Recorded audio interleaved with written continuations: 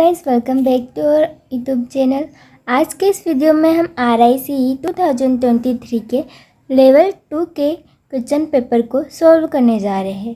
अभी तक हमने लेवल 1 के सारे पार्ट को डिस्कस कर लिया है और उसके वीडियोस भी हमारे यूट्यूब चैनल पर है। अगर आप उन्हें देखना चाहते हो तो हमारे चैनल को विजिट करके ज़रूर देख सकते हो। तो आज के इस पार्ट में हम लेवल 2 के टीचिंग एप्टीट्यूड के पार्ट को देखने वाले हैं। ठीक है, तो लेवल 1 का तो BSc BEd और BA BEd के लिए होता है, बट लेवल 2 के एग्ज़ाम जो होते हैं वो BEd MAd और MA MAd इंटीग्रेटेड कोर्स के लिए होते हैं और MAd के लिए भी होता है। ठीक है, so let's begin this video without wasting any time.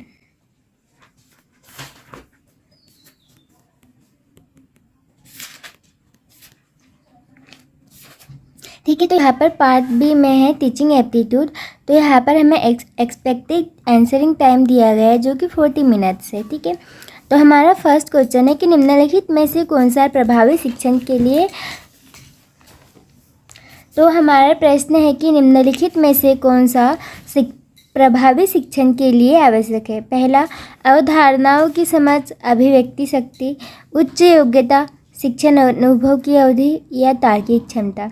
तो ठीक है, अंडरस्टैंडिंग ऑफ कॉन्सेप्ट, ये भी बहुत ज़रूरी है कि जब एक टीचर के माइंड में कॉन्सेप्ट क्लियर होंगे तभी तो बच्चों को समझाएंगा और उनके भी कॉन्सेप्ट है उसे क्लियर कर पाएंगा। ठीक है, तो जो अंडरस्टैंडिंग ऑफ कॉन्सेप्ट है वो बहुत ज़रूरी है। ठीक है, तो यहाँ पर ये तो ज़रूरी है। ठीक है, फिर अभिव्यक्ति शक्ति, तो जब टीचर बच्चों के सामने अपने विचारों को प्रस्तुत नहीं कर पाएगा, उन्हें एक्सप्रेस नहीं कर पाएगा, तब तक बच्चा समझेगा कैसे। वरना आप देख सकते हो कि कुछ टीचर होते हैं जो अपनी बातों को, यानी कि उन्हें पूरा समझ में आता है, बट ना वो अपनी बातों को ना अपने बच्चों को नहीं समझा पाते हैं, तो बच्चों को भी इसमें समझ में नहीं आता है। अगर टीचर को बहुत ज़्यादा है, उनके पास बहुत सारा नॉलेज है, बट अगर वो बच्चों को समझा नहीं पाए एक ईजी वे में, तो फिर उस नॉलेज का कोई मतलब थोड़ी ना हो जाता है। ठीक है, तो हमारे लिए अभिव्यक्ति शक्ति भी ज़रूरी हो जाती है। उच्च योग्यता, यह उतना ज़रूरी नहीं होता कि आपके पास PhD लेवल भी ज़रूरी हो। अभी हम कुछ टीचर्स को देखते हैं कि, यानी कि एक उदाहरण के लिए, जैसे कि मेरी एक टीचर थी जो हिंदी में PhD थी, बट उनका जो पढ़ाया वाला ना उतना समझ में नहीं आता था। और एक टीचर थी जो अभी उन्होंने पढ़ाना स्टार्ट ही किया था, तो इनका जो हिंदी में समझाना था ना वो बहुत अच्छा था। तो हायर क्वालिफ़िकेशन की ज़रूरत नहीं होती है इसमें, वो टीचर के ऊपर डिपेंड करता है कि टीचर, यानी कि उसके पास अगर हायर क्वालिफ़िकेशन नहीं भी होता है ना, तो फिर भी वो किस तरीके से पढ़ाता है, तो ये हमारा गलत हो जाएगा। ठीक है, शिक्षण अनुभव की अवधि, तो इसमें कहने का मतलब ये है कि कौन सा टीचर कितने टाइम से पढ़ा रहा है। तो यानी कि यहाँ पर ऐसा हो रहा होगा, यहाँ पर ऐसा कह रहे हैं कि जो टीचर ज़्यादा टाइम से पढ़ा रहा है उनके पास ज़्यादा अनुभव होगा, और जो अभी अभी पढ़ाना स्टार्ट किया होगा उनके पास अनुभव कम। तो ऐसा कुछ नहीं रहता है, कोई 10-15 साल पढ़ा कर भी अपनी टीचिंग मेथड जो है ना वैसे ही रहती है और उतनी इफेक्टिवली नहीं रहती है, बच्चों को समझ में नहीं आता है। और कोई टीचर ऐसे रहते हैं जो अभी भी टीचर बने, बट उनका समझाया हुआ हर एक जो टॉपिक रहता है ना बच्चों को बहुत अच्छे से समझ में आता है। तो यहाँ पर शिक्षक अनुभव की अवधि भी उतनी मैटर नहीं करती है, और तार्किक क्षमता, रीजनिंग एबिलिटी करती है टीचर्स की। ठीक है, कि हाँ कौन से ही क्वेश्चंस को और किस टॉपिक को कितने इजी वे में कर सकते हैं, कितने अच्छे तरीके से कर सकते हैं, तो इसमें रीजनिंग एबिलिटी उनकी होती है। ठीक है, तो यहाँ पर हमारे सही वाले हो गए A, B और E। तो यहाँ पर हमारा A, B और E है ना, थर्ड इसमें दिया गया है यहाँ पर, तो हमारा करेक्ट आंसर हो जाएगा थर्ड वाला। ठीक है, नेक्स्ट है हमारा, क्या मानक विचलन मूल्य औसत मूल्य से अधिक हो सकता है? अपने उत्तर का कारण दीजिए। यह प्रश्न समझ के स्तर का है, मूल्यांकन के स्तर का है, ज्ञान के स्तर का है, अनुप्रयोग के स्तर का है। तो इसका करेक्ट आंसर हो जाएगा ज्ञान के स्तर का है। ठीक है, यानी कि क्या मानक विचलन मूल्य औसत मूल्य से अधिक हो सकता है?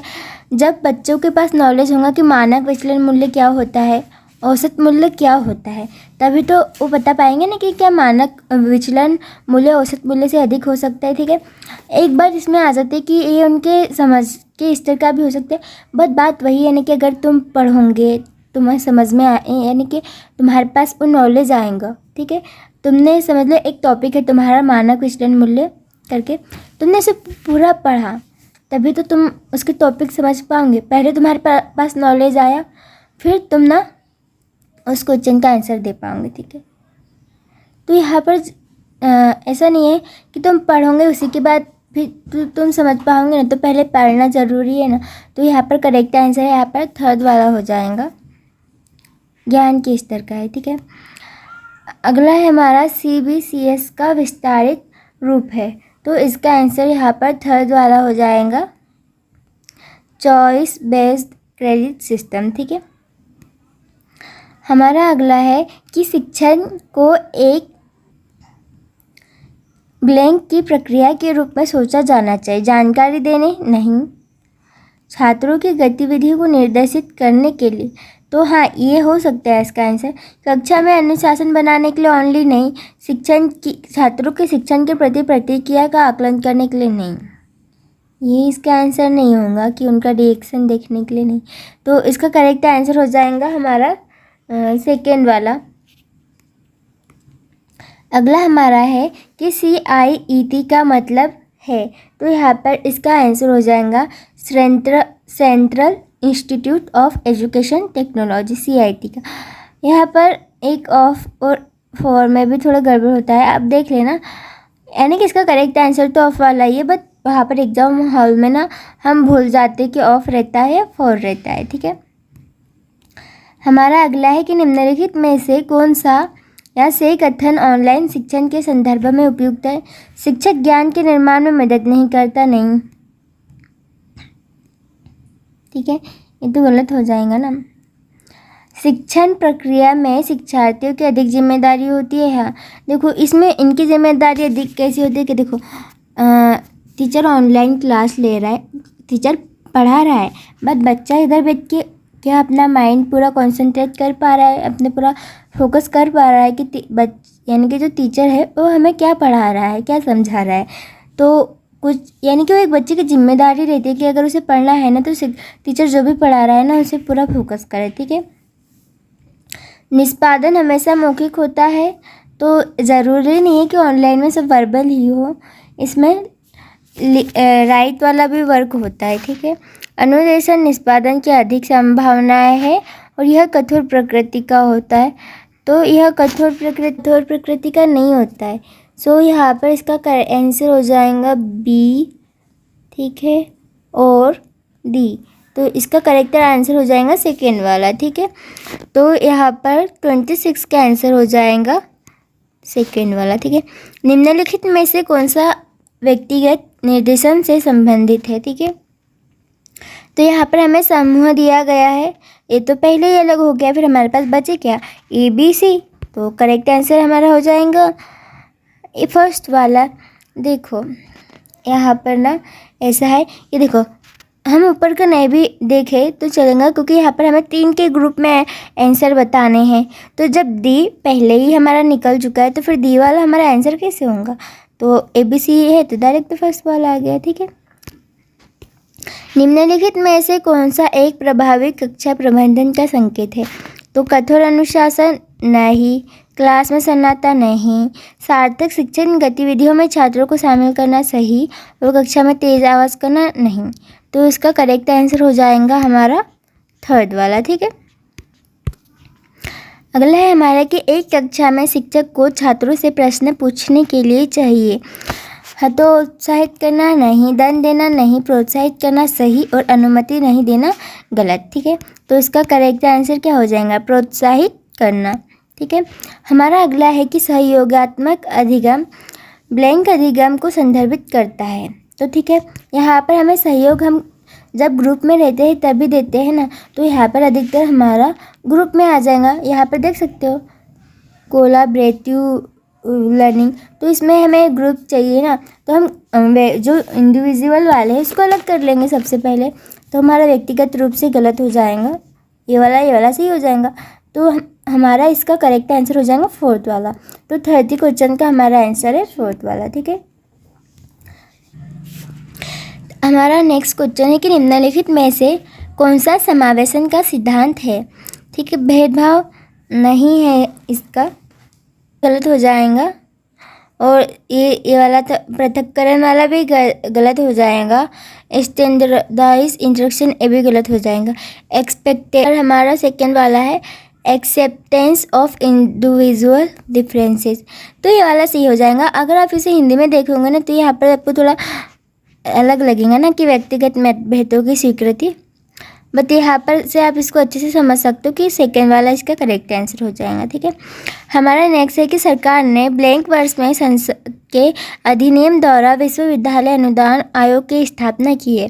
तो यहाँ पर यूजीसी है ना, ये यूनिवर्सिटी ग्रांट्स कमीशन। तो इसके मैंने आपको इसका ये भी बताया है ना कि फुल फॉर्म क्या होता है और ये कब इस्टेब्लिश्ड हुआ था। तो आप इसे मेरे जो एब्रीवेशंस वाले वीडियो में भी देख सकते हैं, उसे भी आप मेरे चैनल से विजिट करके पूरा वीडियो देख सकते हैं। बहुत ज़रूरी होता है क्योंकि अभी आप देख ही रहे हो कि इसमें कितने एब्रीवेशन से आ रहे हैं। ठीक है, तो हमारा 32 का आंसर हो जाएगा फर्स्ट वाला 1956 में। ठीक है, एक रचनात्मक शिक्षार्थी वह है जो ब्लैंक है, ड्राइंग और पेंटिंग में निपुण नहीं। एक जो क्रिएटिव लर्नर इसमें ही थोड़ी ना होता है। अत्यधिक बुद्धिमान नहीं, टेस्ट में लगातार अच्छे अंक लाने में सक्षम नहीं, तो समस्या हल करने प्रॉब्लम सॉल्विंग में अच्छा दिखाई। ये इसका करेक्ट आंसर हो जाएगा कि जो क्रिएटिव लर्नर होता है ना वो प्रॉब्लम सॉल्विंग में गुड होता है। ठीक है, निम्नलिखित में से कौन सा कथन सही है। व्हाइट बोर्ड पर लिखते समय शिक्षक किसी भी रंग का उपयोग कर सकते हैं। तो फॉर एग्जाम्पल के लिए हम अभी देख लेते हैं इसका, किसी भी कलर का मतलब वाइट कलर का कर पाएंगा। आपको कुछ दिख रहा है अभी स्क्रीन पे? नहीं, ये ब्लैक वाला इरेज हो रहा है इसमें, बस बाकी कुछ नहीं दिख रहा है। सेम हम इसमें येलो लेते तो अभी इसमें डार्क येलो शेड में है, बट अगर इसके जो यानी कि हम कोई भी कलर यूज़ नहीं कर सकते ना। अगर इसका थोड़ा सा फीका वाला शेड रहेगा तो आपको थोड़ी ना इसमें दिखाई देगा। तो ये बात तो गलत हो गई ना कि टीचर कोई भी वाइट बोर्ड पे किसी भी कलर की चौक का यूज़ कर सकता है। हमें इस ऐसे कलर का यूज़ करना होता है कि जो बच्चों को अच्छे से दिख सके बिना किसी डिस्टर्बेंस के, मतलब उनको दिखने में प्रॉब्लम ना हो। तुम सामने वाइट ब्लैक बोर्ड पे येलो कलर से दिख रहे हो और जो क्लास में सबसे लास्ट बेंच में बच्चा रखा है उसको तो कुछ दिख ही नहीं रहा, समझ में ही नहीं आ रहा। ठीक है, तो ये वाला हमारा गलत हो जाएगा। ग्रीन बोर्ड पर शिक्षक सफ़ेद चौक से लिख सकते हैं। हाँ लिख सकते हैं क्योंकि ग्रीन बोर्ड पर अच्छे से दिख जाता है। ठीक है, तो इसका करेक्ट आंसर हमारा क्या हो जाएगा, कौन सा कथन सही है। तो इसका हमारा सेकेंड वाला जो है ना ये करेक्ट आंसर है। ठीक है, अगला देखेंगे कि एक प्रभावी कक्षा में छात्र उच्च अंक प्राप्त करने के लिए अपने कक्षा के साथ प्रतिस्पर्धा करते हैं। नहीं, इफेक्टिव क्लासरूम में ऐसा थोड़ी ना होता है। शिक्षक केवल व्याख्यान देता है और छात्रों के प्रश्नों का स्वीकार नहीं करता।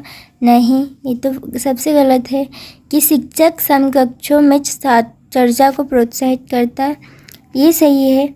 और एक छात्र निष्क्रिय नहीं, छात्र यहाँ पर हमारा नेगेटिव वर्ड आ गया है तो निष्क्रिय आ गया मतलब गलत। ठीक है, तो इसका करेक्ट आंसर हो जाएगा हमारा थर्ड वाला। सबसे अच्छा शैक्षिक कार्यक्रम वह है जो इसके अनुसार छात्रों की आवश्यकता हो। ठीक है, छात्रों की क्षमता और रुचि ये तीनों आ जाएंगे इसमें, और बी वाला नहीं आएगा शिक्षकों की योग्यता, क्योंकि शैक्षिक कार्यक्रम में यानी कि शिक्षक की योग्यता भी ज़रूरी है, बट ना छात्रों की जो है ना को सबसे पहले दिया जाता है स्थान, उनकी फर्स्ट प्रायोरिटी होती है। ठीक है, तो हमारा हो जाएगा इसका ACD 36 का इसका आंसर हो जाएगा सेकेंड वाला। ठीक है, निम्न यानी कि हमारा नेक्स्ट है कि मौखिक अभिव्यक्ति की सहायता से ब्लैंक को सुगम किया जा सकता है, व्याख्यान विधि को नहीं, यानी कि सेमिनार वाले जो मेथड रहते हैं उसको नहीं, चर्चा विधि को किया जा सकता है और फील्ड विजिट को किया जा सकता है। प्रयोगशाला विधि में तो तुमको बताएंगे आधी चीज़ें वो करके बताएंगे, यानी कि उसमें मौखिक अभिव्यक्ति की सहायता से प्रयोगशाला विधि को सुगम नहीं किया जा सकता है क्योंकि उनमें तो आपको प्रैक्टिकल भी करना होता है ना। तो यहाँ पर B और E, तो इसका करेक्ट आंसर हो जाएगा सेकेंड वाला। ठीक है, अगला है इनफिनिट ब्लैंक में स्थित है। तो 38 में इसका आंसर हो जाएगा 4th वाला, अहमदाबाद। ठीक है, इसे गूगल से सर्च कर लोगे, मिल जाएगा। ठीक है, शिक्षार्थियों का स्वनियमन ब्लैंक को संदर्भित करता है। शिक्षार्थियों का स्वनियमन ब्लैंक को संदर्भित करता है, अपने लिए नियम बनाना नहीं। यानी कि इसका मतलब हो सकता है, बट यहाँ पर नहीं। देखो यहाँ पर कैसे नहीं है, अब देखते। ये वाला तो गलत हो जाएगा। अपने स्वयं के सीखने की निगरानी रखना, यह सेल्फ डिसिप्लिन। तो अपने लिए नियम बनाना ना एक अलग बात हो जाती है। तुमने नियम बना लिए पर तुम उसे पालन नहीं कर पा रहे हो, तो फिर क्या मतलब वो नियम बनाने का। ठीक है, तो स्वनियमन मतलब क्या होता है कि अपने स्वयं की सीखने की निगरानी रखना। ठीक है, तो यहाँ पे 3rd वाला इसका सही आंसर हो जाएगा कि तुम ना क्या कर रहे हो क्या नहीं कर रहे हो, तो खुद को मॉनिटर करना कि तुम क्या सही कर रहे हो क्या गलत कर रहे हो। ठीक है, अगला है हमारा कि निम्नलिखित शिक्षण प्रक्रिया को उचित क्रम में व्यवस्थित करें। कि वर्तमान जानकारी को पूर्व ज्ञान से संबंधित करना, मूल्यांकन करना, पुनः शिक्षण करना, उद्देश्यों की सूची बनाना, शिक्षण सामग्री की प्रस्तुति करना। ठीक है, तो अब हम इसे देखेंगे कि सबसे पहले हम जैसे कि तुम क्लास में जा रहे हो टीचर बन के। ठीक है, तो क्या होगा कि सबसे पहले तुम एक सूची बनाओगे उद्देश्यों की। ठीक है, ये 1st नंबर पर हो गया कि तुम्हें क्या पढ़ाना है क्या नहीं करना है। ठीक है, फिर उसके बाद तुम क्या करोगे, तुमने इसके बाद फिर देखोगे कि अभी तुम जो पढ़ाने वाले हो वो यानी कि तुम्हारे बच्चे के पास उस लेवल का कितना ज्ञान है पहले से, तुम्हारा अभी जो टॉपिक है उसके रिलेटेड में बच्चे पहले से क्या जानते हैं। ठीक है, फिर हो गया ये। फिर उसके बाद क्या होगा कि शिक्षण सामग्री के अब तुमने जो ना लाया है बच्चों को पढ़ाने के लिए अब तुम पढ़ा दोगे। फिर उसके बाद क्या करोगे, उसके बाद फिर तुम क्या करोगे, इसका मूल्यांकन करोगे। ठीक है, फिर ना फिर से पढ़ाओगे। ठीक है, कि यानी कि तुम ये देखोगे ना कि बच्चे को पढ़ाया उसका मूल्यांकन करोगे, फिर तुम्हें पता चल जाएगा कि बच्चे का लेवल कितना है, उसे कितना समझ में आया और कितना नहीं आया। फिर अगर कुछ कम ज़्यादा हो भी जाता है ना तो तुम उसे डबल से अच्छे से बता सकती हो। तो ठीक है, यहाँ पर दी पहले आ जाता है। ठीक है, तो यहाँ पर तो दी एक ही इसमें दिया है सबसे पहले। ठीक है, तो यहाँ पर इसका करेक्ट आंसर कौन सा हो जाएगा, सी 3rd वाला हो जाएगा। ठीक है, अगला हम देखेंगे कि डिस्लेक्सिया ब्लैंक से संबंधित है। तो ये बहुत जो IMP टॉपिक्स रहते हैं ना, डिस्लेक्सिया वाला, डिस्ग्राफिया वाला। ठीक है, तो इसका यहाँ पर करेक्ट आंसर हो जाएगा पठन विकार। ठीक है,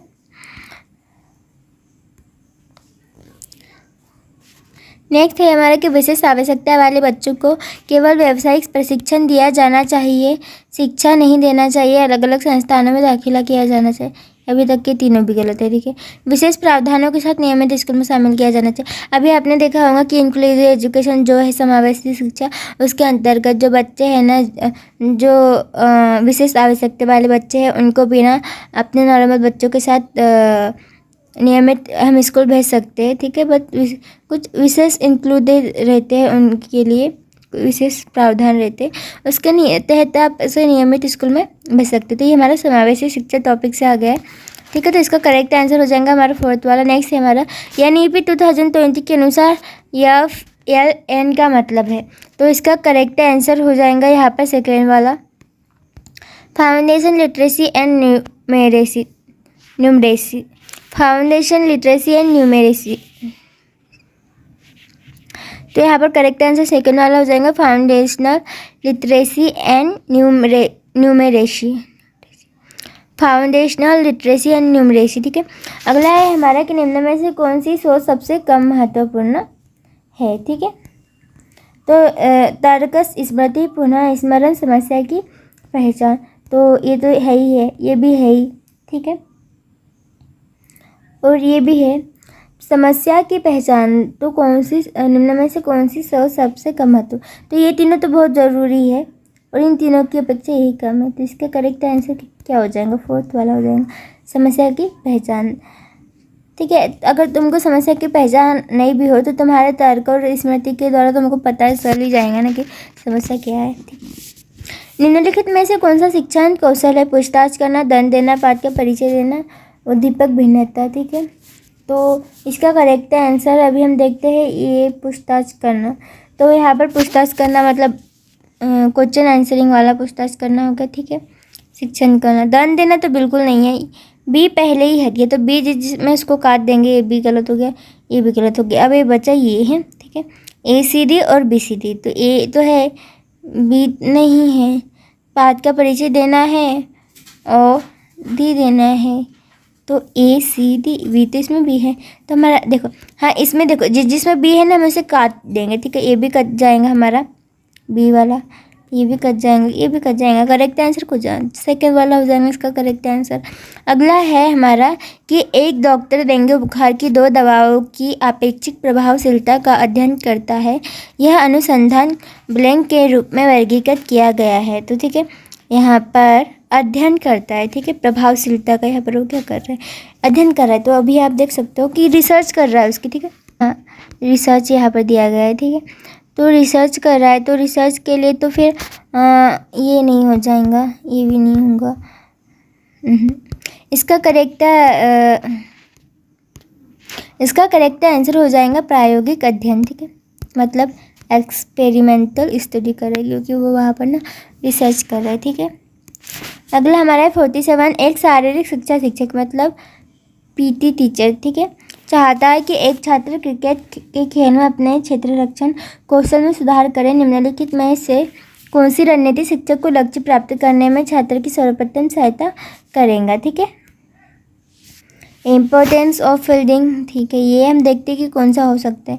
यह हो सकता है कि explaining the logic behind good, अच्छे क्षेत्र रक्षण के पीछे के तर्कों को समझ, ये भी सकता है, ठीक है। शिक्षक द्वारा क्षेत्र रक्षण का, ये भी सही है। विद्यार्थियों को क्षेत्र रक्षण पर किताब पढ़ने के लिए कहना नहीं, अब ये गलत हो गया, ठीक है। यहाँ पर तो हमारा एक हो गया 44 का गलत, 44 का तो ये गलत हो गया ना यहाँ पर, ठीक है। और क्षेत्र रक्षण का उसको महत्व बता देंगे, ठीक है, वो समझ भी जाएगा और उसके तर्कों को भी समझ लेंगे। पर वो अच्छे तरीके से सीखेंगे कब, जब शिक्षक द्वारा उसका प्रदर्शन होगा। वो पहले टीचर को करते हुए देखेंगे और फिर उससे सीखेंगे और फिर वो खुद करेंगे, ठीक है। तो यहाँ पे इसका करेक्ट आंसर कौन सा हो जाएगा, थर्ड वाला हो जाएगा, ठीक है। ठीक है, अगला है हमारा कि निम्नलिखित में से कौन सा सामाजिकरण की एक निष्क्रिय एजेंसी, ठीक है। स्पोर्ट्स क्लब तो है, इको क्लब भी है, परिवार भी है, सार्वजनिक पुस्तकालय नहीं है। यानी कि मतलब निष्क्रिय, देखो ये हम पहले देख रहे हैं कि सक्रिय कौन कौन से है, तो ये सक्रिय हो गए, तो फिर बचा वाले कौन हो जाएगा, निष्क्रिय हो जाएगा।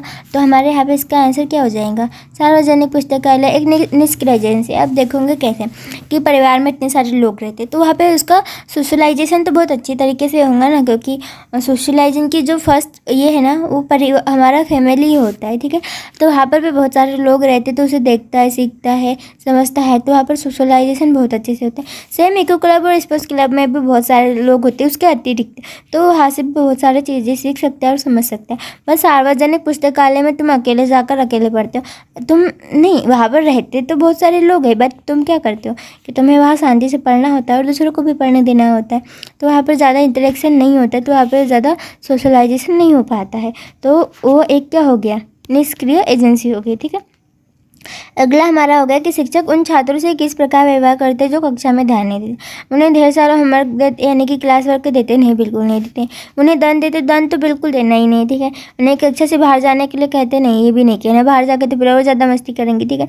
तो यहाँ पर इसका करेक्ट आंसर हमारा क्या हो जाएगा, फोर्थ वाला। उनकी समस्या की पहचान करने के लिए उनसे बात करते हैं, ठीक है, ये बिल्कुल सही आंसर हो गया। फिर एक प्रगतिशील कक्षा में व्यक्तिगत अंतर को ब्लैंक के रूप में माना जाता है, ठीक है। प्रगतिशील कक्षा में व्यक्तिगत अंतर को ब्लैंक के रूप में माना जाता है। सीखने की प्रक्रिया में बाधा, फर्स्ट ऑप्शन। सेकंड, शिक्षण अधिगम प्रक्रिया की योजना बनाने के लिए महत्वपूर्ण, ठीक है। शिक्षक की ओर से असफलता, क्षमता आधारित समय बनाने के लिए मानदंड, ठीक है। ये तो हमें करना ही नहीं है ना कि तुम अपनी एबिलिटी के बेस पर ग्रुप्स बना रहे हो, नहीं, ये तो नहीं है, ठीक है। और इसका ये भी नहीं हो जाएगा, शिक्षक की ओर से असफलता, ये भी नहीं हो जाएगा, ठीक है। इसका करेक्ट आंसर यहाँ पर हो जाएगा सेकेंड वाला, शिक्षण अधिगम प्रक्रिया की योजना बनाने के लिए महत्वपूर्ण, ठीक है। तो गाइज यहाँ पर हमारा टीचिंग एप्टीट्यूड का पूरा पार्ट कंप्लीट हो जाता है, ठीक है। यहाँ पर हमने सारे क्वेश्चंस को अच्छी तरीके से देख भी लिया है और समझ भी लिया है, ठीक है। तो गाइज़ आई होप कि आपको यह वीडियो पसंद आया हो। अगर अच्छा आया, अगर आपको वीडियो अच्छा लगा हो तो चैनल को सब्सक्राइब करना, और कोई भी डाउट है या कुछ भी पूछना हो तो कमेंट बॉक्स में आप पूछ सकते हो, ठीक है। तो हमने लेवल 1 के सारे क्वेश्चन पेपर को देख लिया है, आप उसे चैनल पर जाकर देख सकते हो। और साथ ही साथ यहाँ पर एब्रीवेशंस वाला वीडियो भी हमने डाल दिया है, तो आप उसे भी देख सकते हैं। और सेम थिंक कि RI की प्रिपरेशन के लिए तो अभी तो RIC 2023 हो गया, बट जो RI भोपाल और RI अजमेर के जो लोग हैं अभी जो ITEP के द्वारा दे रहे हैं RI अजमेर और RI भोपाल और अदर यूनिवर्सिटी के लिए, उनके लिए भी हमने एक वीडियो डाला है कि हमें तैयारी के दौरान क्या चीज़ें करनी चाहिए और क्या चीज़ें अवॉइड करनी चाहिए। तो उस वीडियो को भी आप हमारे चैनल पर देख सकते हैं, ठीक है। So thank you so much guys for watching this video. Thank you.